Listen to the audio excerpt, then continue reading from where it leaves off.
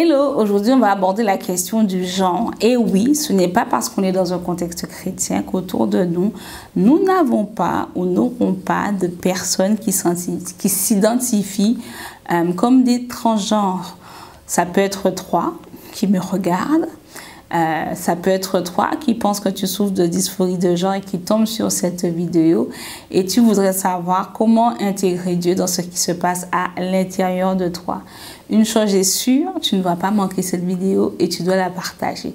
Donc on reste connecté et on se voit tout de suite.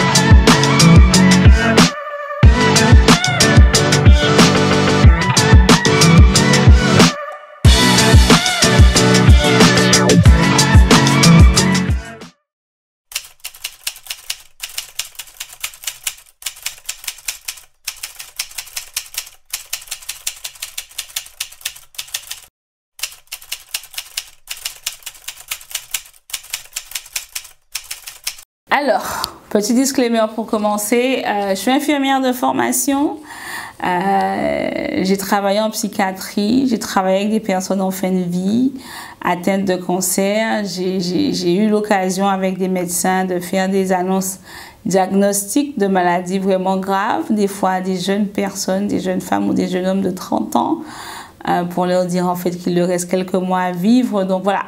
Je ne suis pas une personne qui est insensible et enragée, d'accord? Je sais que c'est une communauté, la communauté LGBT se sent persécutée parfois, mais dans cette vidéo, ce n'est pas le cas. Je ne vous persécute pas. J'ai juste un avis qui prend en compte le fondement de ma vie, qui est la parole de Dieu. Et je pense que de la même façon que je respecte en fait la vie de ces personnes-là et le ressenti, ils doivent être également capables de respecter le mien. Hein? Même les jumeaux homozygotes, en fait, ils sont différents. Et la différence d'avis fait partie de la vie chrétienne, même pas au-delà de la vie chrétienne, même pas de l'humanité. Si dans une même famille, en fait, on peut avoir des divergences d'opinion et malgré ça, vivre ensemble, je pense que pour ceux, en fait, qui veulent faire des commentaires, ils peuvent faire des commentaires, être en désaccord, mais rester respectueux. Ok? Respectueux. Donc, on commence par quelques définitions. Qu'est-ce que transgenre? Qu'est-ce qu'un transgenre?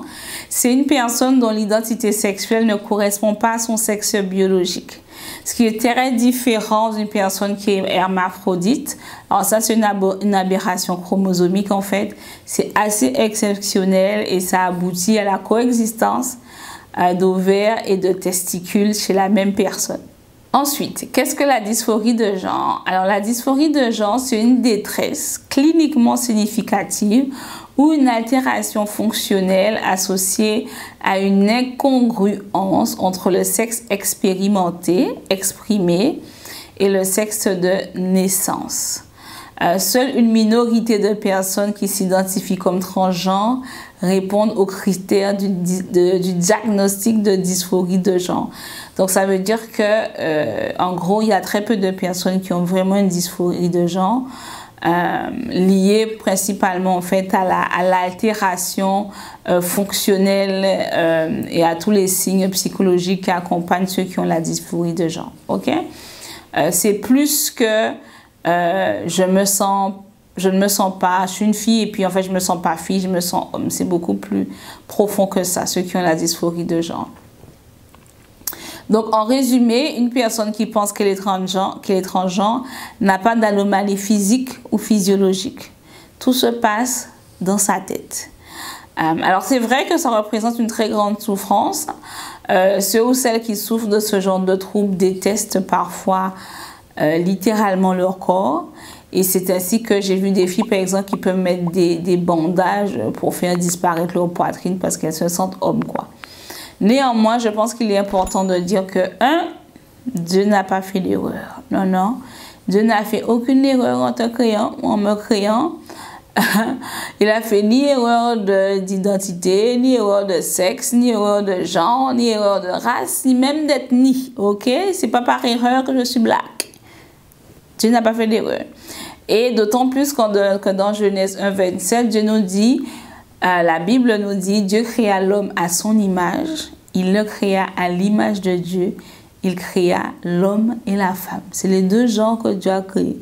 Tout ce qu'il y a autour là, c'est pas la création de Dieu, c'est la création de l'homme.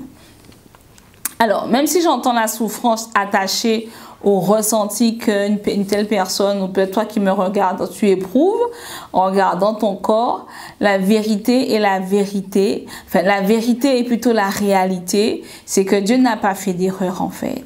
Et que la seule question qui se pose, c'est est-ce que je me soumets à Dieu ou je me rebelle contre lui, comme Adam et Ève avant moi? C'est juste ça la question qui se pose. Est-ce que je me soumets à Dieu parce qu'il n'a pas fait d'erreur, il m'a créé homme ou femme, ou alors je me rebelle contre lui et je décide qu'il s'est trompé. Et comme Adam et Ève avant moi, en fait, je décide d'en faire à ma tête. Sous l'inspiration de qui? Telle est la question. Alors, deuxième point, est-ce qu'il faut se faire opérer ou pas, prendre des hormones ou pas, changer de prénom ou pas? En ce qui me concerne, je pense qu'avant 25 ans, la seule chose qui devrait être autorisée, c'est une psychothérapie. Voilà, il n'y a pas d'hormones à prendre, il n'y a pas de changement de prénom à avoir, il n'y a pas d'opération à avoir. Avant 25 ans, il n'y a rien du tout. Il n'y a rien du tout. Tout simplement parce qu'il y a de plus en plus d'enfants qui regrettent et qui en veulent à leurs parents de les avoir laissés se faire opérer. Je me rappelle d'une maman en fait qui a témoigné à visage couvert, hein, son identité était cachée, et elle disait en fait qu'elle a vu ses enfants passer par cette période où en fait ils souffraient, c'était des filles, je crois, elles souffraient d'être des filles, elles voulaient être des garçons. Et donc, du coup, elle a essayé de voir des médecins, en fait, qui n'ont pas aidé à critiquer la situation, mais qui ont renforcé le sentiment des enfants. Et donc, du coup, en fait, très tôt, vers 13-14 ans, on est dans les pays anglophones, elles ont pris les médicaments, en fait. Elles ont commencé à prendre les hormones, ensuite elles se sont fait opérer. Et à 20 ans, elles se sont rendues compte que c'était la plus grande erreur de leur vie et qu'en fait, c'était leur environnement, les personnes qu'elles fréquentaient, les médias, la façon dont ce qu'elles s'étaient infligées, en fait, était romantisé, tu vois. Et donc, du coup, en fait, elles se sont pas tournées vers elles-mêmes pour dire que on prend la responsabilité des actes qu'on a posés, de la décision qu'on a prise. Non, non, non, non, non, non.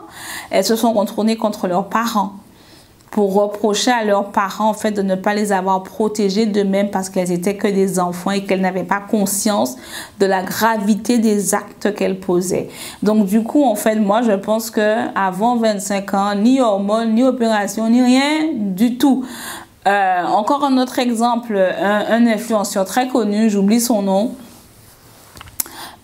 qui est caucasien et qui en fait a commencé en se disant qu'il aimait trop la Corée, il aimait trop la culture coréenne et qu'il voulait être coréen.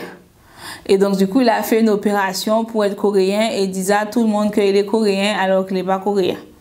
Mais il s'est dit que s'il y a dysphorie de genre pour le sexe féminin vers le sexe masculin, la dysphorie de genre peut aussi exister pour la race.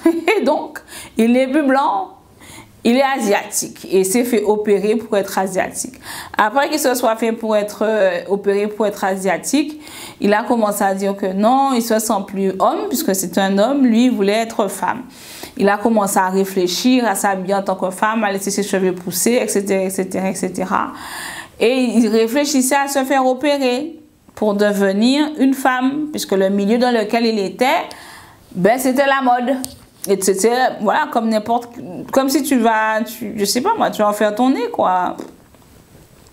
Comme si c'était pas grave, comme si c'était pas quelque chose d'irréversible quelque part, parce que retourner en arrière est très compliqué. Et pendant qu'il était dans la réflexion en fait de se dire qu'il allait se faire opérer pour devenir une fille, qu'est-ce qui s'est passé?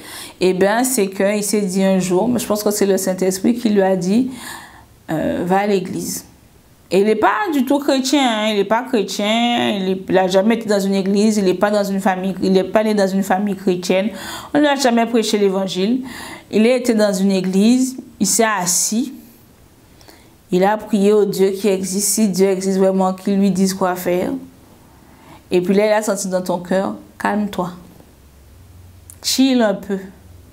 Arrête avec toutes ces histoires de te faire opérer ou pas. Reste calme et lis la Bible.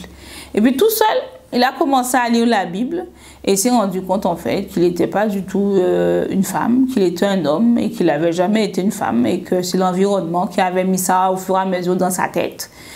Et aujourd'hui, en fait, bon, il a toujours ses opérations comme quoi il est censé ressembler à un Coréen. Mais en tout cas, au niveau de tout ce qui est son identité, il est en paix. Il est vraiment en paix maintenant. Et tout le tourment qu'il avait est terminé en fait. Est vraiment terminé. Donc du coup, ça encore, c'est quelqu'un qui aurait pu se faire opérer. Et que si en fait il n'y a pas eu le Saint-Esprit pour lui parler directement dans le trou noir dans lequel il était, c'est quelqu'un qui aurait regretté. J'en ai parlé dans la première vidéo. Il y a une clinique en Angleterre où on a déposé 1000 plaintes. 1000 plaintes, c'est pas rien pour avoir opéré des jeunes, des adolescents, des jeunes adultes et qui regrettent aujourd'hui de s'être fait opérer. Et ensuite, pour finir, les traitements ont des répercussions à long terme sur ta santé et sur ton bien-être physique. Et quand je dis physique, c'est-à-dire que tu peux avoir des troubles urinaires alors que tu as 23 ans. Je crois que j'ai vu une femme qui est devenue un homme et qui du coup avec l'opération en fait a développé des difficultés pour uriner et puis tous les 6 mois, tous les 1 an, elle doit se faire opérer par rapport à sa vidange en fait de vidanger la vessie. Il y en a qui ont l'ostéoporose, des maladies qui peuvent se déclarer et que tu n'aurais pas eu si tout simplement tu avais attendu éventuellement que cette phase-là passe, ok? L'autre chose aussi que j'ai remarqué, que c'est le peu de personnes, et je dis bien le peu de personnes, parce qu'on l'a dit, la dysphorie de genre concerne très peu de personnes, et ça c'est médicalement prouvé. Ceux qui vivent le mieux ce type d'opération sont ceux qui l'ont fait après la puberté. Et du coup, ils ont eu un véritable suivi. Donc, ils l'ont fait après 25 ans. Il y a eu un véritable suivi psychologique visant à les aider à critiquer et non affirmer ce qui se passe intérieurement. C'est différent. Critiquer, en fait, c'est te mettre des éléments en face de toi et te pousser à réfléchir sur ce qui se passe à l'intérieur de toi. Et toi, tu mets des mots dessus. On te pose des questions pour que tu regardes dans le miroir ce qui se passe. Affirmer, c'est qu'on cherche même pas à t'aider. On te dit, c'est ce que tu penses, alléluia, amen. Et c'est ça qui fait en fait qu'il y a autant de personnes qui regrettent a posteriori d'avoir été aussi loin. Donc même si on n'en parle pas en France, comme je le disais, le nombre de personnes qui regrettent de s'être fait opérer grandit. Ça grandit et il y a même des pays qui sont en train de faire marche arrière. Ok? Donc tu penses à te faire opérer, tu penses à changer de sexe, tu es chrétienne et tu te dis que tu te sens pas fille alors que tu es une fille ou que tu es garçon et que tu te sens fille. Tu es dans l'église, tu aimes sincèrement Dieu, tu y penses. Moi je te dis une chose, attends. Attends, tu as moins de 25 ans, attends. Et même quand si tu as plus de 25 ans, fais-toi accompagner par des personnes bienveillantes qui partagent ou respectent tes valeurs et sont également des professionnels. Il y a de grandes chances pour que ce ne soit qu'une phase. Ne marque pas en fait dans ta chair ce qui n'est probablement qu'une période de ta vie. Ancre ton identité en Christ, pas dans des émotions qui ne sont pas la vérité, pardon, mais juste le signal que quelque chose ne va pas bien à l'intérieur et qu'il faut trouver la source du problème. Attends. Cherche Dieu dans sa parole, cherche Dieu dans la prière, cherche Dieu dans le jeûne. On fera une série bientôt là-dessus en 2024, du coup, au début. Il se peut que Dieu ne réponde pas tout de suite, mais sache qu'en fait qu'il se laissera trouver par toi. Et bien sûr, si tu as des amis sincères et bienveillants qui peuvent te soutenir dans ta démarche, n'hésite pas. En ce qui nous concerne, la Femme Esprit, on est en partenariat avec labonnepart.fr, le site. Si tu veux connaître Dieu davantage, avoir des livres de méditation, des livres de prière, tu peux en trouver plusieurs sur labonnepart.fr. On a également des temps de prière mensuels gratuits. Pour ça, il faut rejoindre le groupe Telegram. Le lien est dans la barre de description. N'hésite pas à nous rejoindre. Et une fois par mois, en fait, on prie ensemble. Le thème de cette année, c'est la profondeur. Dieu veut qu'on aille en profondeur. Donc, n'hésite pas à nous rejoindre, ça ne te coûte rien. Et si ça peut t'aider, on sera ravis de t'aider. Amen. On va prier. Éternel Dieu Tout-Puissant, nous voulons remettre entre tes mains toutes celles qui professent la foi chrétienne, Seigneur mon Dieu, mais qui sentent une inadéquation entre le sexe qu'elles ont et qui est une évidence, et le fait que dans leur tête, en fait, elles ne se sentent pas femmes, qu'elles se sentent plutôt hommes. Nous prions, Éternel Dieu Tout-Puissant, que tu interviennes à leur côté, que vraiment par ton Saint-Esprit, tu puisses faire la lumière en elles, que tu puisses leur montrer la source du problème et que tu puisses les aider à accepter tout simplement que tu n'as pas fait d'erreur. C'est hommes et femmes ou femmes que tu nous as créés. Elles ne sont pas hermaphrodites, Seigneur mon Dieu, ce qui est encore quelque chose qui est très rare. Et Seigneur mon Dieu, nous prions vraiment pour qu'elles puissent accepter non seulement l'identité, le genre que tu leur as donné, mais surtout qu'elles puissent s'y épanouir et voir toute la beauté qu'il y a à être une femme, Seigneur. Au nom de Jésus, Amen. La semaine prochaine, on va voir comment partager sa foi avec la communauté LGBT. Et on va voir le témoignage d'un ami très cher à moi. Bon, il ne sera pas là, hein, mais je vais partager son témoignage et j'espère que ce sera une bénédiction pour toi. Donc, de mercredi à 19 h, tu es là, ok? Tu es là avec moi sur Femme Esprit TV, notre chaîne YouTube. À mercredi prochain. Bye bye.